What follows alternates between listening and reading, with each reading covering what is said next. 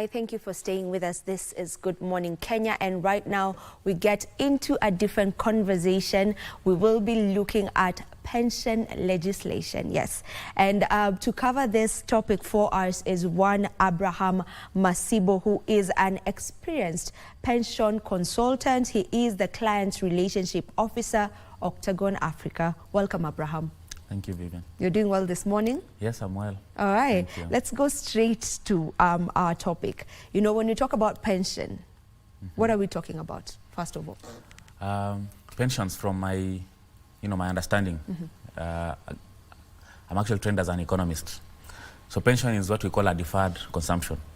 It's money you can spend now, but you decide that I'll spend it at another time when I'm retired. And by retirement, we mean you have less income. Probably no employment at all. So you are deferring the consumption that you'll have used today for later. Right. So it's money you set aside for future use, for your retirement. For your retirement. To be specific, right? Yes. So what types of pension maybe are there? Pensions can come in different forms. I know traditionally we know about gratuities. Gratuities is what an employer gives you for the service you've given to them for a period of time. But pensions can come in different forms. If you're a government employee, you have a pension that comes from the government, which previously used to be calculated, but nowadays it's a contributory pension. So it can be a government, it can be an employer-employee arrangement. So the employer establishes a pension scheme for employer to give a specific percentage, and an employee also does an additional contribution to the same scheme. You can also establish a scheme as an individual. Wake up in the morning and say, today I want to start saving for my retirement as a plan. So you walk into one of the companies that administer pensions. Octagon does that. We have individual pension plans, and you set up your own pension scheme. No join-up fee. You simply have to decide how much you're going to contribute and how often. So you decide if you are going to do it monthly, are you going to do it by annually, is it quarterly, is it, anytime that you feel like you want to do some contribution. So that's a personal plan. It's you and how much you want to earn at the point of retirement. We also have what we call an umbrella arrangement, whereby small employers of let's say SMEs of 3 employees, 4 employees, 5 employees, up to 100 employees. Since you don't have the capacity to establish your own scheme, which requires you to go to the Retirement Benefits Authority, which is the regulator of pensions, to register a fund. So you only have to join an umbrella fund that's already established, has its own providers already. So it's only you just plug and play in that kind of essence.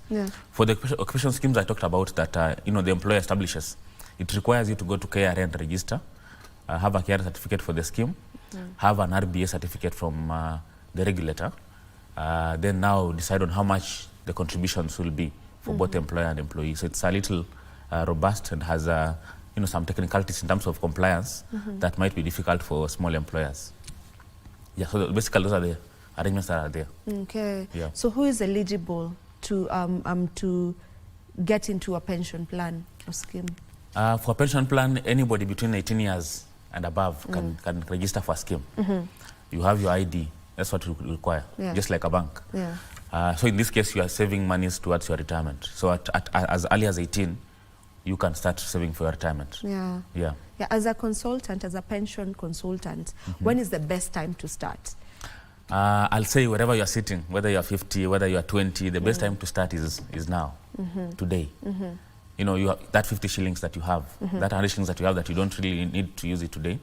The best time to begin is always that time, now, because retirement seems far away until it's too close. So the best time to begin is, maybe I should say that the best time to begin is when you get your first employment. It's the best time for you to start saving. And sometimes, most times we think pension is only for people who are employed. Even those who are having their own personal plans, you are doing your own business, you can also put aside some money for the sake of your retirement. Sometimes retirement is about you have less energy. At my age, people between 18 and 40, you still have enough energy to run around and do a little errands. At the point of when you are 60 years, you have less energy to run around and do some errands. So that is true. When you get to 60 and you have been running a business all the time, you don't have the energy to go around running around and doing most of these businesses. Most probably your children will take over, and you don't want to be a nuisance to them, disturbing them. I need something. So when you set aside some money for yourself, it helps you to, have your own kind of nest. Yeah. Yeah, I wish provision. someone told me earlier about pensions, because I would have started immediately when I got, at 18 years old, because I feel like sometimes we really push it because we don't really have the knowledge about it. Yeah. So one does not know where to start. Maybe you want to wait until you're employed, but as you've said, you don't need to be employed for you to start setting aside money for your retirement benefits. There's a type of pension plan where someone who's just a personal plan, whereby I can just decide I'm getting into this plan where I'm setting aside money. It's not just for the employed. Now, what's the difference between a pension plan and insurance? Where does the difference come in? Because I believe there are insurances where you can still save for your retirement. Yes. Yeah. Now, an insurance plan, is for in case something happens. It's a plan to safeguard you against, something that will happen. You are safeguarding yourself against something that you anticipate to happen. Yeah. You don't anticipate retirement to happen. You know it will come. If you're going to get 60, you're going to retire. So the two are a little separate. Of course, sometimes they are tied together, but they're quite different. In fact, the Kenyan market has a retirement benefits authority, an authority established by the government to simply manage and regulate, supervise running of pension schemes. Then there's the insurance regulatory authority that manages the establishment and management of insurance companies. So very two separate entities.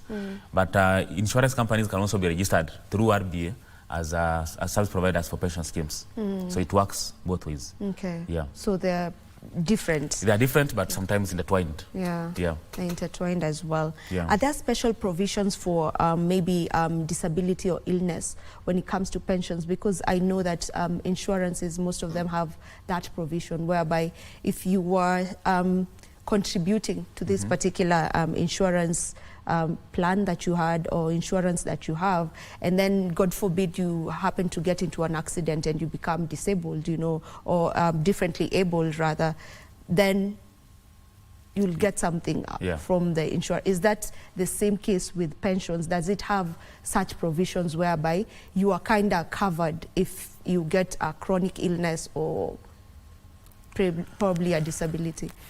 Okay, like I said, insurance majorly is to safeguard you from an event that you anticipate to happen. Should it happen, should I get permanent disability, there's a sum assured that I anticipate to get, because I'm giving monthly premiums towards that kind of arrangement. Pension is a saving you're making towards your retirement. So in any case that you become maybe disabled or you become total disability, what can happen is that the law allows that you can withdraw all your savings plus the return or interest earned. So that's the only provision that there is, but there's no additional amount that you get. It's only your savings plus the annual return that has been, compounded over the years that you will be able to withdraw at any given age. Okay. Yeah, so even if you're 35 or 30 years and you get total disability, you can no longer be in position to work. And of course, there's some medical report to support that. You can withdraw your full amount of benefits and be able to sustain yourself with them. All right. Okay. Yeah. So, what is the importance of having a pension plan? A pension plan is quite important, and I'll say this from the perspective of our parents. Majorly, some of us, are in the same kind of looping. Traditionally, our parents, most of them were their parents' retirement plan. Most times I tell the parents of these days that your child is not your retirement plan. Chances of kutokwa are high. Chances that you not get the assistance that you actually require, or the assistance that you have, you can be disappointed sometimes. Yeah. So we say when you get your first employment, when you have some money to save aside, put it aside for the sake of self-sustenance or dependency. Worst case scenario, if you have invested so much in your children and for the sake of their education and studies, and they pass on, you remain at a place whereby you have no support to move forward. Yeah.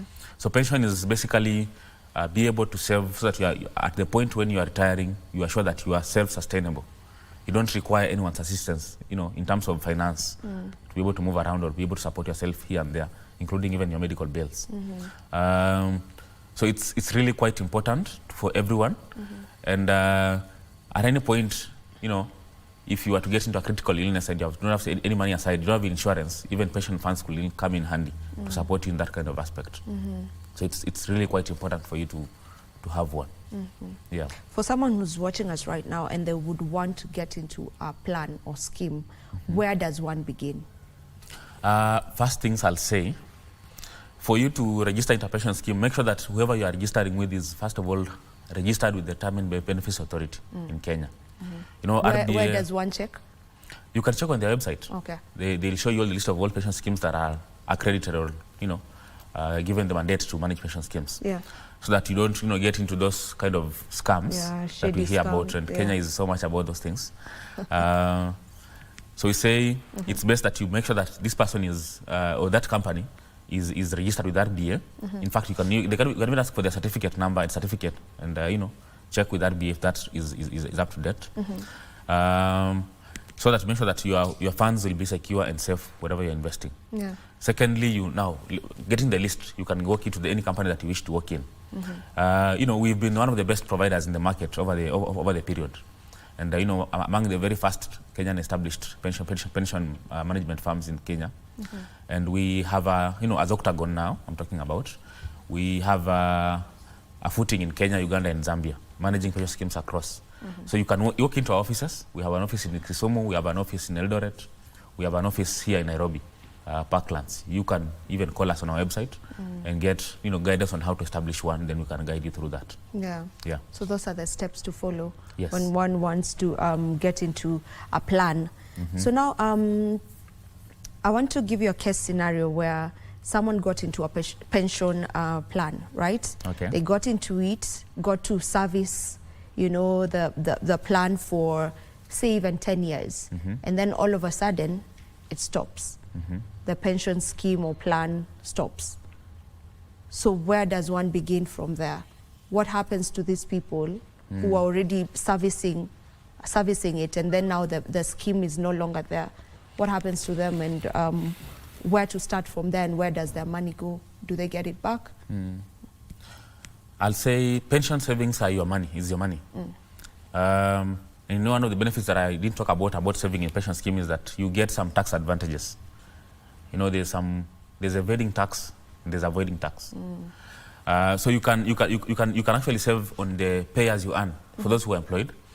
If you are saving it through a pension scheme, you can actually save on the taxes. If you earn 100,000 Kenyan shillings and you are giving, let's say, 20,000 shillings to a pension scheme, you get, you know, that amount is deducted from the pay as you earn. So the only amount that's subjected to pay as you earn tax is the 80,000 shillings that remains. The 20 that's going to a pension scheme is not pension taxed. Is not pensionable benefits are not taxable. They're not taxed. They're not taxed at the point of contribution. Okay. Yeah. So if you save in a pension scheme for 10 years, you actually have, and also another benefit is that, you know, at the point of access when you're getting the money out, depending on the age, of course, there's some benefits that you get in terms of tax advantages.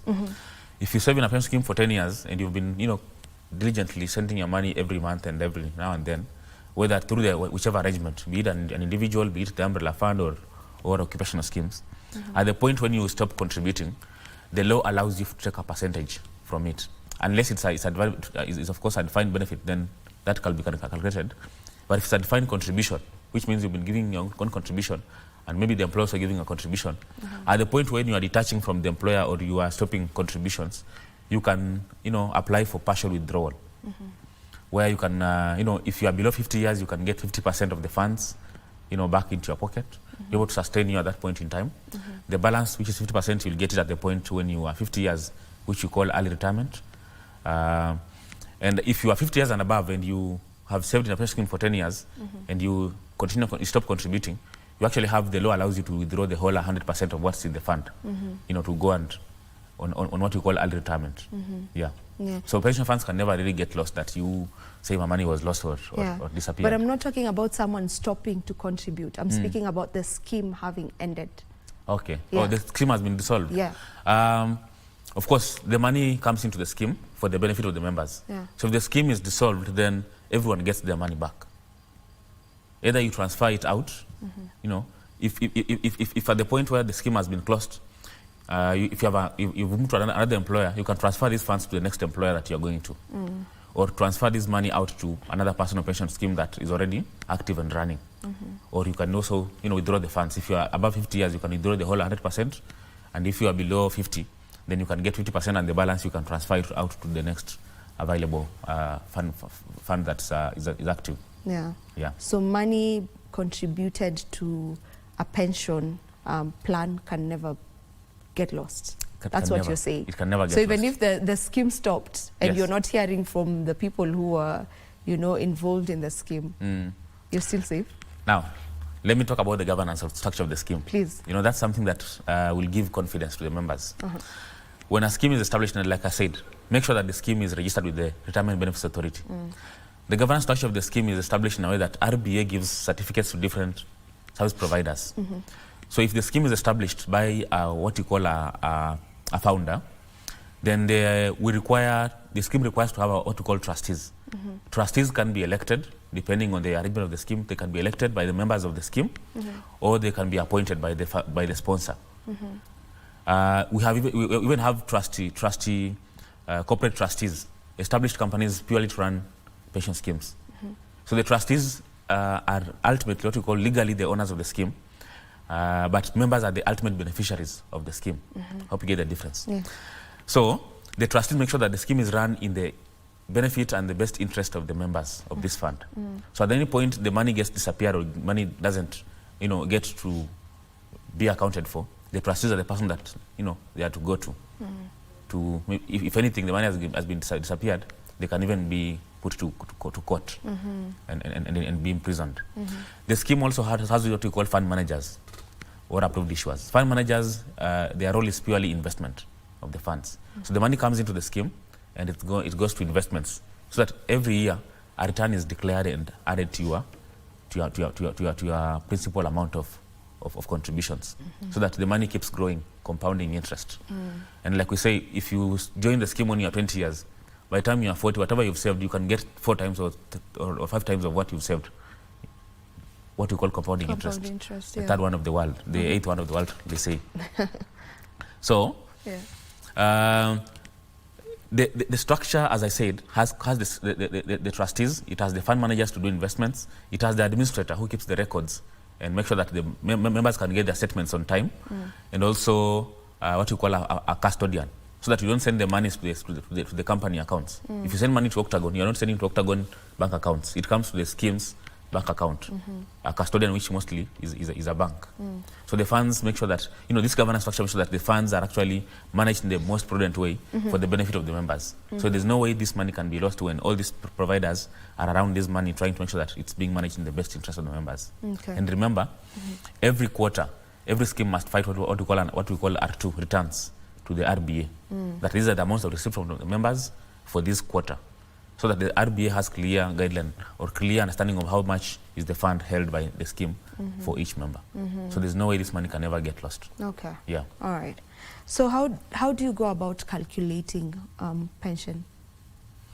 Pension schemes are not calculated unless we're talking about defined benefit schemes, which have been, over the years been phased out. So what we could have now is even the government now has what we call a public superannuation scheme, which is contributory. Public servants now contribute towards the pension scheme. It's no longer the defined benefit that they used to have back in the days. So pension schemes mostly is a contributory. The employer contributes and you contribute. Yeah. If it's an employer arrangement. For the individuals, it's simply you putting in your money in terms of contributions, and when you're at the point of access, you're only accessing whatever is what you've saved and the interest earned, like I just indicated previously. Yeah. So of course, for calculations, we're talking about gratuities, which most employers have been holding over the years, until the NSSF Act came into play, which probably has given every employed Kenyan some opportunity to save.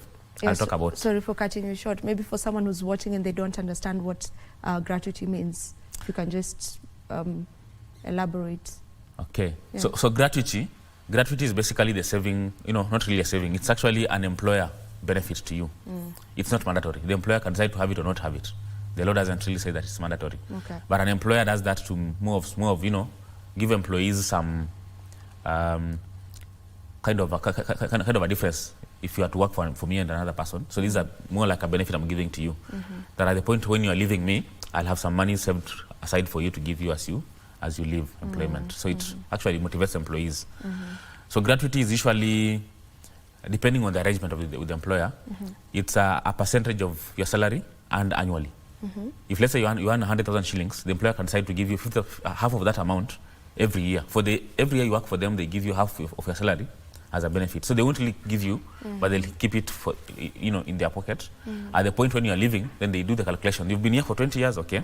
So for every year you earn half of your salary. So 50,000 shillings times the 20 years is what you are given as a benefit. That's how it's calculated, basically. Okay. Yeah. So for pensions, you can't really calculate pension. Yeah. Okay. The current arrangement is that you contribute and you get to know how much it is. Yeah. All right. I'm not sure if you've touched on this. I'm sure you've touched on it a bit, but at what point can one decide to withdraw their contributions? Now, for withdrawal, there are different categories or different scenarios that you can withdraw your pension funds. For pension funds, you can withdraw the funds at what we call early retirement. You save into a pension scheme. When you get to 50 years and you say, I want to go to what we call early retirement. So I no longer want to keep working or keep straining myself. I have enough to sustain me. 50 years, you go to early retirement and you get your monies out and you go to retirement. You can also wait until what we call normal retirement. You know, the normal retirement age in Kenya is 60. Depending on the company you work for, some even go beyond to 70, 75. I know doctors and lecturers retire at 75 years. So normal retirement is usually 60, but it can be extended depending on the profession or the company. So at normal retirement, again, when the employer now tells you it's time to go home, you can get your full benefits from the scheme as you go to retirement. Those are the two scenarios. Now, three other scenarios that members need to know. You get a green card. I don't know if you applied for them. Not really. If you get a green card to leave Kenya, with permanent residency to the country of destination, with whatever money you've saved in the pension scheme, be it an individual, a corporate, an occupational or an umbrella fund, if you are leaving Kenya with no intention to come back, and you have proof of permanent residency in the country of destination, you can get your full benefits out of the scheme as you go to the country of destination. Okay. Another one is, we talked about it, ill health. You have a terminal illness, or you have an accident in a way that you can no longer keep working in the same way you used to function. For your case, you are using your voice to work. So you get to a point that you can no longer, use that voice to get income, God forbid. So you get your benefits out. Of course, the trustees have to review the medical reports from the doctors, and you get your benefits out at whatever age that you get that arrangement, God forbid. Now, the very last one, and unfortunate one, is death. God forbid, if you were to pass away, your beneficiaries will get the funds out. Depending, of course, when joining a pension scheme, you have to fill a form of all your details, provide your ID copy, provide your KRP certificate copy, and fill a list of beneficiaries. Make sure that when joining a pension scheme, fill that list of beneficiaries and be able to put that how much should my spouse get if you have a spouse, how much should my child get if you have the children, align them the list of their names, date of birth, and probably the percentage that you wish them to get out from the money that you are saving out. So God forbid if you are not there, you have been, your mansion is ready and God has called you home.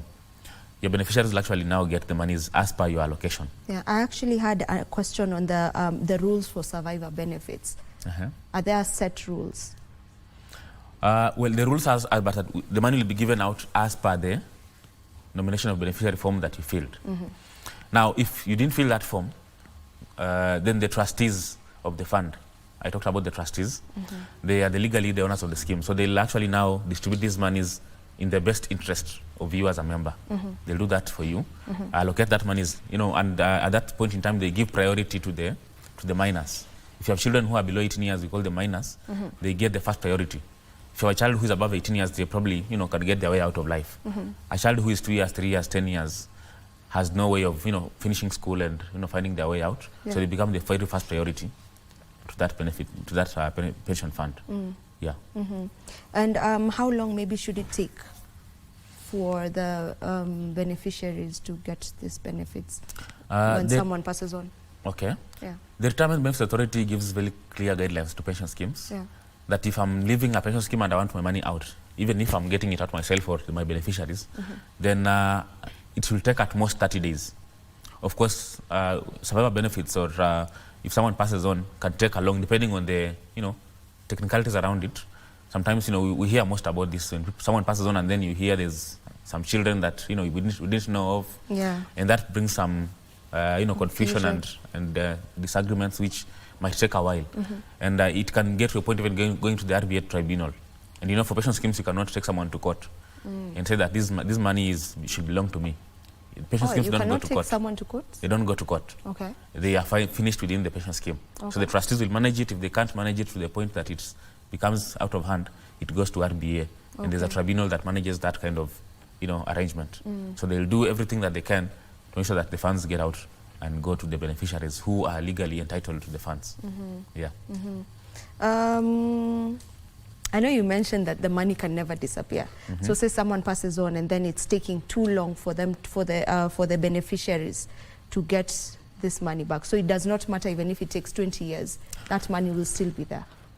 Pension schemes won't take 20 years to make a decision. To give it back, okay. Most times, if it goes longer, it's maybe 6 months. Okay. But the money will actually come out. Yeah. And maybe just talking about trust funds. Yeah. Now, saving in a pension scheme is one of the safest places you can save for your beneficiaries.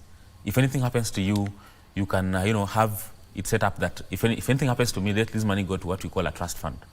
So that my children will get the monies out. If you have minor children who are below 18 years, you are safeguarding them that if anything happens to me, let them get the monies out of the scheme for the benefit of their school fees, medical, or whatever needs they need. So a trust fund is established to take care of the minors, children who are below 18 years. So that this money only comes out of the scheme, of course, through the guardian to go to their school. If it's school fees, it's paid directly to the school. If it's medical bills, it's paid to either to the insurance or to the hospitals directly. If money is going out for the sake of buying, let's say clothes or buying shoes or buying, the stationaries for school, then there has to be receipts that need to be given back to the fund, showing that the money was actually used for the right purpose. So the trustees of the fund will ensure that different funds are managed in the best interest of you as a member for the benefit of your beneficiaries to the latter. Okay. Yeah. Okay. So it can never really get lost. All right. Yeah. Can one change schemes? Can one change?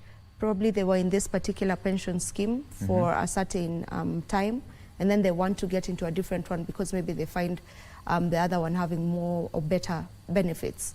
Well, the law allows. Okay. The law allows that you can transfer your funds out from one scheme to another at no cost. So again, the transfer should take at most 30 days, according to the regulation. So if I'm saving my money in one scheme and I feel that I'm not getting the best interest, the best service that I'm getting or the best returns that I'm getting from it, I have the chance to pull it out and move to another provider who is giving better, arrangement or better returns. In that case, it's allowable. Right. To a young person who's watching us right now and they've listened to this conversation and they maybe want to get into a pension plan or scheme, I want you to just maybe speak to them and advise them on the way forward. There's no right time for getting into a pension scheme. The best time, like we said, is today, and it's now. If you have the chance to, and you have an extra money that you can save, I usually use this analogy. For yourself, how much money in a month is unaccounted for? You cannot really account how this money was spent in a month. It happens. It happens so many times. Yeah, so I use a very small capping of, let's say, 2,000 shillings. Yeah. There's some 2,000 shillings in a month that you cannot account for. Probably spent on mutura, those kind of things that don't really make sense. Or you met with some friends. Some people will take offense because mutura makes sense for so many people. I know. We're saying that if there's money that you can actually just save. Set aside. Yeah. And the best time for saving is when you have the money. When the money gets to you, you should save before you spend. If you start spending, probably you will not get some money to save afterwards. Set aside, yeah. So if you have 20K today, you just take some 5,000 shillings and save fast, then you can do the math with this that's remaining. So saving that small amount, be it 1,000, be it 2,000 shillings, and the more you earn, of course, you can increase it to a specific amount of money. At the point when, if you start saving at 20, by the time you get 35, with just 2,000 shillings, you might be hitting almost your, is it 2 million, 3 million thereabout. The very compounding interest we talked about. Yeah. the younger people, the earlier you are, the earlier you start saving in the pension scheme, the more benefits you enjoy in terms of compounding interest. Sure. So if you start saving at 20 years, by the time you are 50, you can simply go to early retirement at your own will. No one will have to force you to go to retirement. But you know, most of us wait until we are 45 when there's so much bills. And you know, in pension savings, there are ages. Between 20 to 35, you can actually maximize on saving at that point in time. You have less responsibilities. Probably children still in primary school, you have no children, you are still struggling there and there, just trying to find a balance. There's much money that goes into waste at that point in that age. When you get to 35 to 45, now bills start getting a little difficult. Yeah? You have school fees, you have few things here and there to handle, you have your career, you have your masters to go to. It becomes quite expensive for you, and you cannot manage to save it. At the point when you are 45 to 50 years, 60 years, if you have children in campus and university, you cannot even save something. It becomes difficult unless you are really doing well in business or you are in career. It becomes difficult. So of course, the best time to save is at the point when you have less responsibilities. Okay. Yeah. All right. Thank you so much for joining us for this conversation. It was an informative one. Thank you, Vivian. All right, so that was Abraham Masimbo, who is an experienced pension consultant and also the client relationships officer at Octagon Africa. And our conversation for the day was on pensions. I am sure that you have gotten to learn a thing or two. And this is where we say goodbye right here from Good Morning Kenya. Until tomorrow, do have a lovely day and enjoy the rest of your viewing. Goodbye.